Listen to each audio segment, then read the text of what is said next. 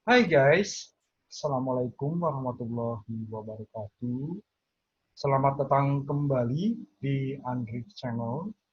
Kali ini kita akan kembali mengupas teks basic dan dasar-dasar perpajakan yang disajikan dengan cara tanya jawab atau Q&A.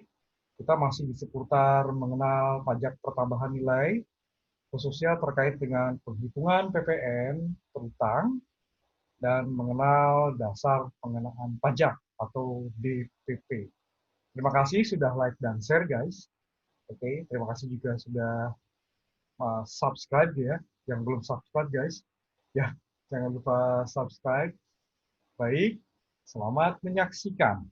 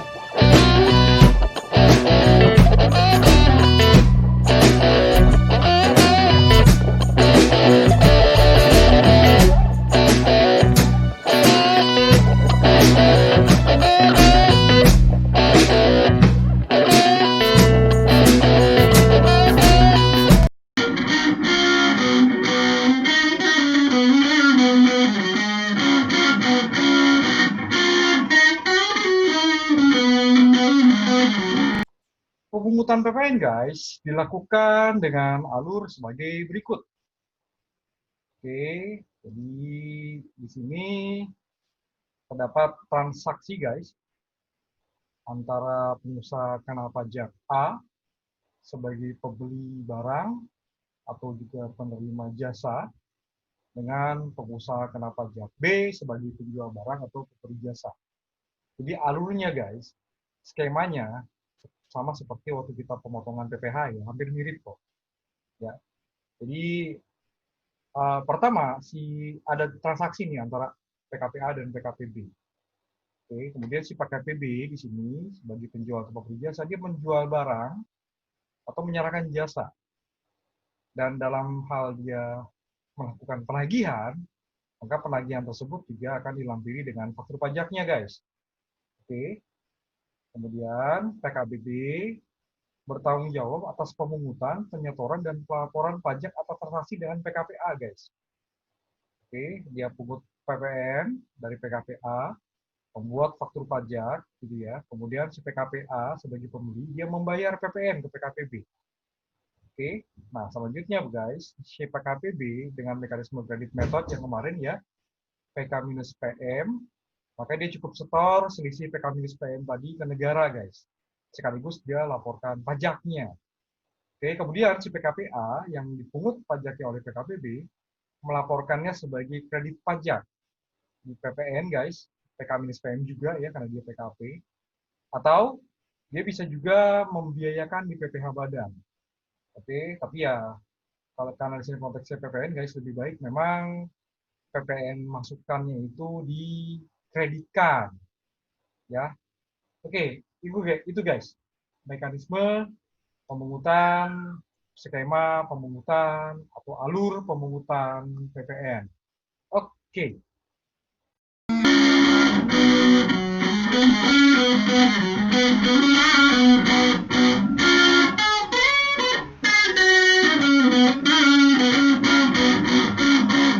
Menghitung PPN guys, ini sangat mudah sekali. Ya. Jadi tarifnya flat guys, 10%. Oke, dikalikan dengan tax base ya atau dasar pengenaan pajak atau DPP PPN. Nah, yang membuat beda nih DPP PPN-nya guys. Jadi simpel banget. DPP-nya bisa macam-macam, bisa harga jual, bisa penggantian dan sebagainya. Oke.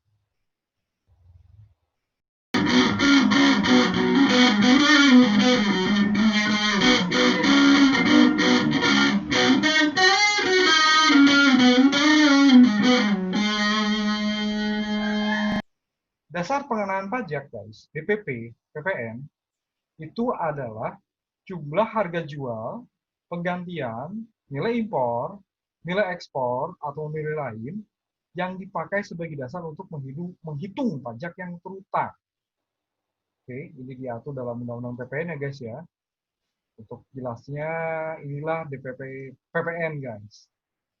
Oke, ya jadi harga jual untuk barang guys, harga jual untuk barang, penggantian itu untuk penyerahan jasa, ya ini peraturannya guys ya, diatur di sini semua nih. Kemudian nilai impor untuk transaksi impor, lalu nilai ekspor untuk transaksi ekspor, ya juga nilai lain yang ditetapkan oleh Menteri Keuangan diatur di sini guys. Oke, jadi PPN terutang ini tarifnya sama 10%. DPP-nya tergantung tadi menjual barang, harga jual, menyerahkan jasa berarti penggantian, transaksi impor berarti DPP-nya adalah nilai impor, transaksi ekspor berarti DPP-nya nilai ekspor atau nilai lain yang ditetapkan oleh Menteri Keuangan. Jadi di PPN guys, DPP PPN ini ya kalau kita lihat dari definisinya ini ada hal-hal yang kita harus pahami. Tarifnya gampang cuma 10%. Oke. Tapi bagaimana menyajikannya? Terutama penghitungannya ini atau bagaimana faktur pajaknya ada di sini guys, di definisi ini. Oke, kita baca dua ya, harga jual dan penggantian. Semuanya terkait dengan penyerahan barang atau penyerahan jasa. Untuk yang nanti impor BKP Wujud atau impor JKP dari luar dari Faben dan yang agak beda dikit. Oke, kita yang pertama dulu guys. Harga jual atau penggantian untuk jasa ya adalah nilai berupa uang termasuk semua biaya yang diminta atau seharusnya diminta oleh penjual karena penyerahan BKP, karena penyerahan JKP. Oke, oke, ekspor JKP, ekspor BKP wujud. Nah, oke. Tetapi, oke, tapi koma di sini tidak termasuk PPN yang dipungut menurut undang-undang ini, undang-undang PPN maksudnya guys ya, tidak termasuk undang-undang yang dipungut menurut undang-undang ini dan potongan harga yang dicantumkan dalam faktur pajak. Simpulannya apa guys? Jadi bedakan. Kalau misalnya kita kontrak, kemudian ada invoice, lagi invoice-nya beda dengan faktur. Kan ada juga invoice di satu, tapi sekarang nggak bisa ya. Karena faktur pajak dibuat lewat e-faktur sekarang. Invoice include PPN, nggak ada masalah.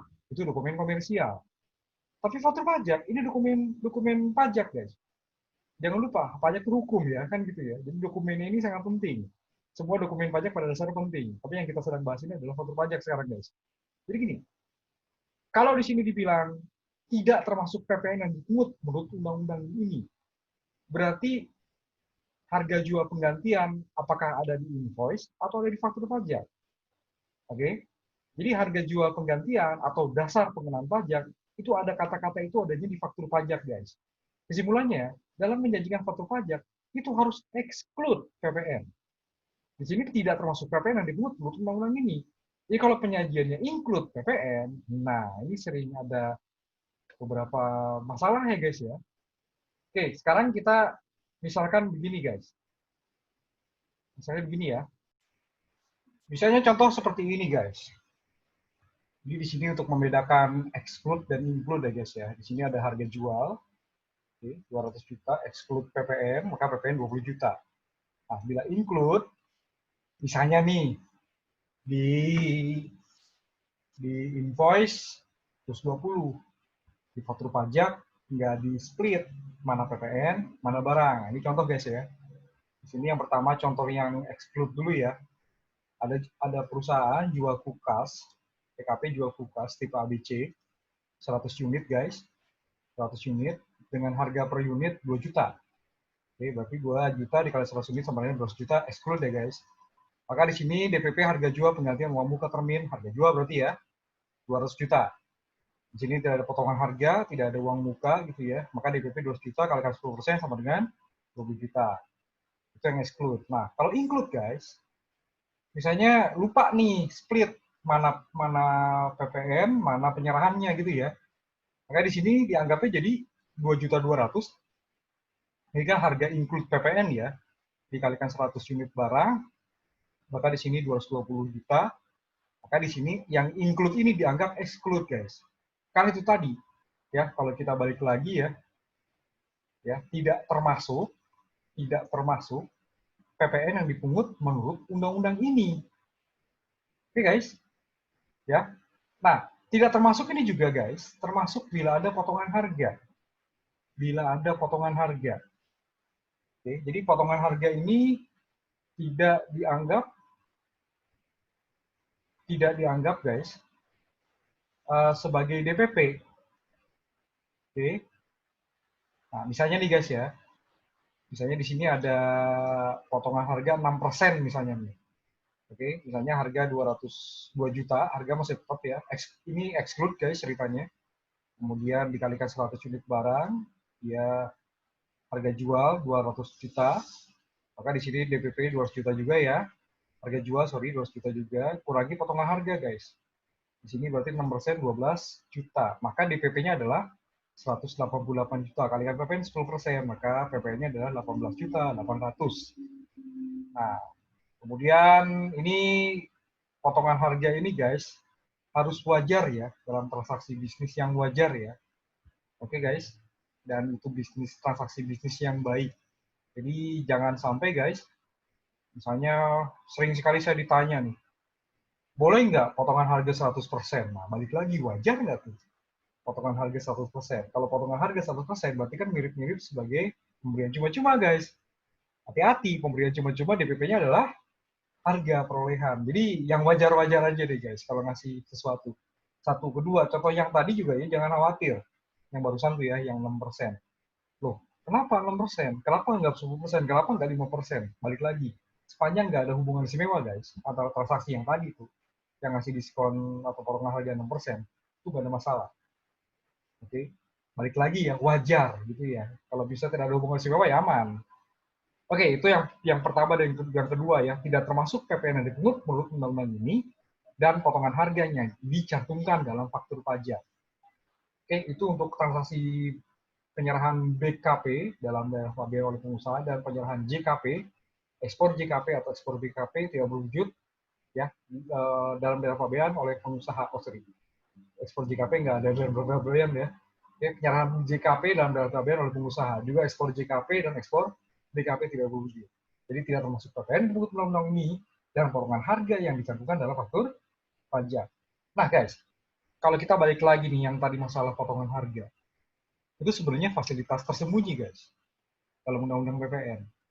Jadi di sini PPN cuma memberi semacam fasilitas pengurangan DPP ya, cuman dari potongan harga. Dan itu pun ya potongan harganya di sini ada syaratnya ya, dan potongan harga yang dicantumkan dalam faktur pajak. Bila potongan harga tidak dicantumkan dalam faktur pajak, maka nggak masuk yang barusan, contoh yang tadi guys.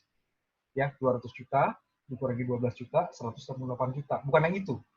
Jadi, harus ada di faktur pajak. Bila tidak ada di faktur pajak, maka itu beda lagi guys. Ya, gitu ya. Jadi, tidak masuk kategori ini.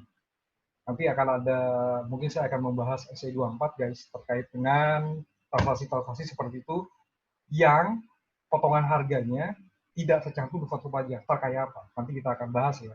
SE 24. Oke, lanjut lagi guys. Itu untuk yang sekarang. Nah, sekarang yang untuk pemanfaatan JKP atau penerima, sorry. Yang ini apa? Terus, oke. Oke. Nah, di sini ada lagi yang kedua guys. Ya.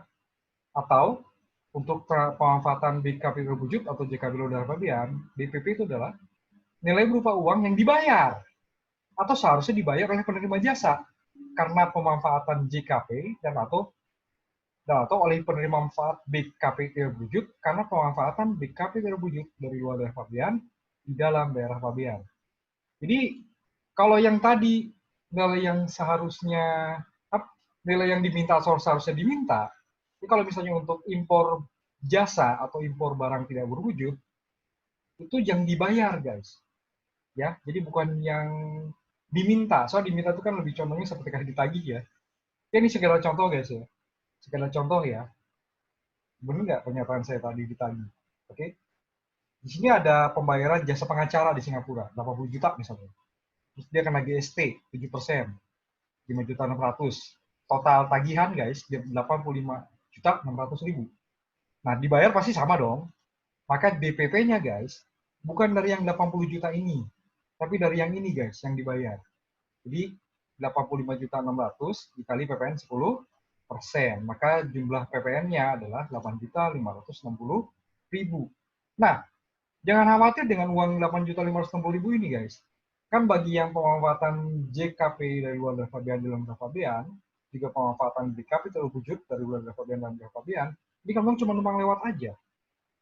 Dibayar, ya, misalnya tanggal 15 Agustus gitu ya. Oke, kemudian tanggal 30 September uangnya kan balik lagi. Ini kan jadi banyak masukan guys. Ingat, pemanfaatan BKP terwujud sama JKP dari luar pabean dalam daerah pabean itu sama dengan impor sebetulnya. Ya, karena penjualnya dari luar daerah pabean, dianggap tidak ada pemberi jasa guys. Itu ya, tidak dianggap ada penjual. Makanya di sini pihak yang memanfaatkanlah yang harus setor atau bayar PPN-nya guys. Jadi DPP-nya adalah jumlah yang dibayar. Oke, itu untuk harga jual penggantian. Untuk nilai impor dan ekspor ini lebih condongnya ke bea cukai ya guys. Oke.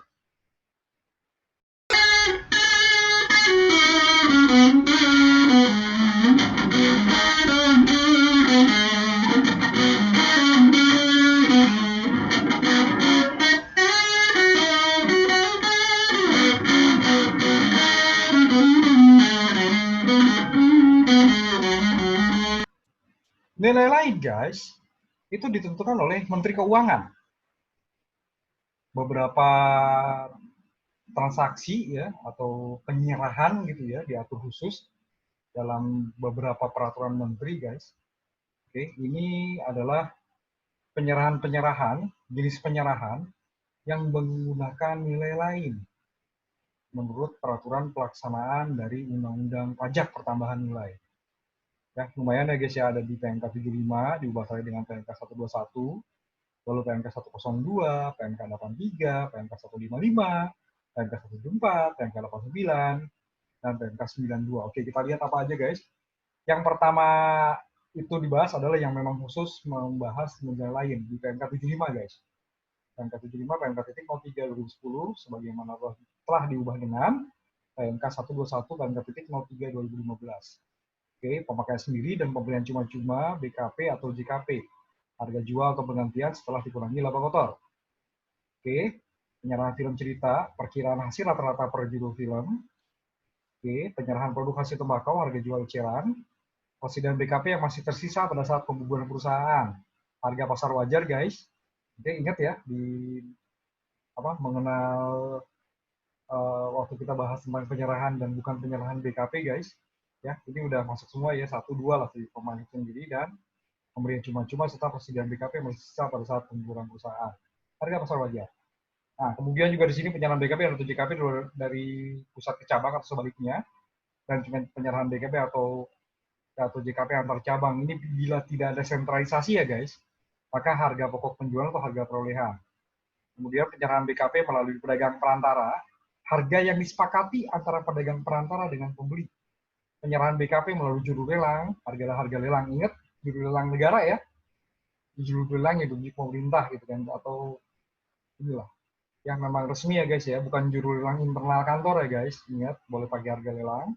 Kemudian jasa pengiriman paket 10% dari jumlah yang ditagih atau jumlah yang seharusnya ditagih. Oke. Kemudian juga masih berdasarkan PMK 75 guys. PMK 03 2010 itu adalah penyerahan jasa biro perjalanan atau jasa agen perjalanan wisata. berupa paket wisata, pemesanan sarana angkutan, pemesanan sarana akomodasi, yang penyerahannya tidak didasari pada pemberian komisi imbalan atas penyerahan jasa perantara penjualan.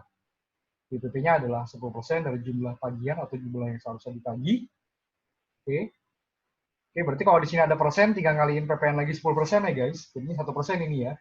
Begitu juga yang tadi ya, pengiriman paket juga 1% ya guys. Oke, penyerahan jasa pengurusan transportasi atau freight forwarding, yang di dalam tagihan jasa pengurusan transportasi tersebut terdapat biaya transportasi atau freight charge. 10% dari jumlah yang ditagih atau seharusnya ditagih, berarti DPP tarif efektif berarti 1% juga guys, sama. Kemudian diatur dalam PMK nomor 102 tahun 2011, pemanfaatan BKP 2007 film cerita impor dari luar daerah pabean di dalam daerah pabean itu 12 juta per kopi film cerita impor. Penyerahan film cerita impor oleh importir kepada pengusaha bioskop ini juga sama guys.